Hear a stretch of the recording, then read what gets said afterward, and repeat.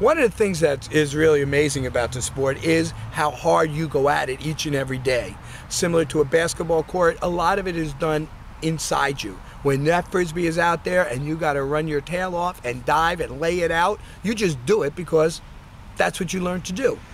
With that, your teammates will come up and congratulate you with enthusiasm, and it makes you want to do it even more. So much of the game itself, aside from the skills, is innate. It's, you know, I was an athlete my whole life, so I didn't really have a problem acclimating to the athletics of Ultimate. And we were talking about this a little bit before, but can you talk about what was it like, you know, in the late 70s when you were in college, driving around to tournaments, the camaraderie, the sort of knowing that you were doing something that was still in its infancy but gaining steam? The camaraderie kept us going. We would get into a car, 6 guys in a Gremlin. We would go and drive 6 hours, and to know that you were going on an adventure as opposed to worrying about whether you're going to win or lose or anything like that, that was a very big piece of Ultimate.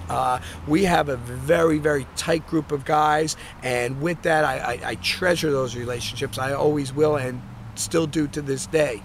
But to be in the infancy of Ultimate, you never knew where it was going. Each and every year it got a little bigger and a little bigger. And now it's to the point where there are thousands and thousands of people playing.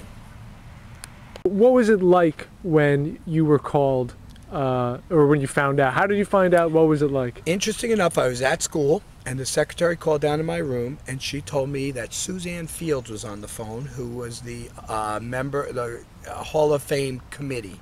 And she called me at school, and with that, I got on the phone and said, "Oh, Suzanne, I haven't seen you. What's going on?" And she told me, and quite frankly, I screamed out loud.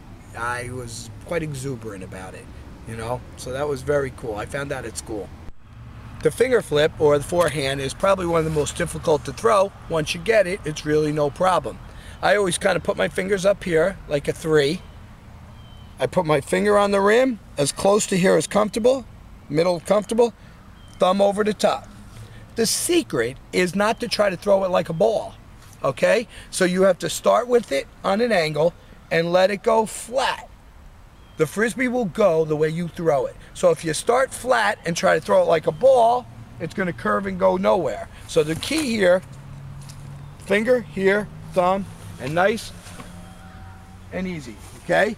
Again, you will learn, the more you do it, the better. You really don't want to throw it like a ball.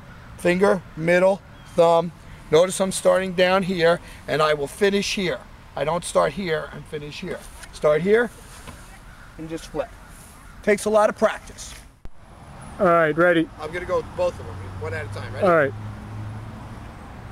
Oops, sorry, buddy.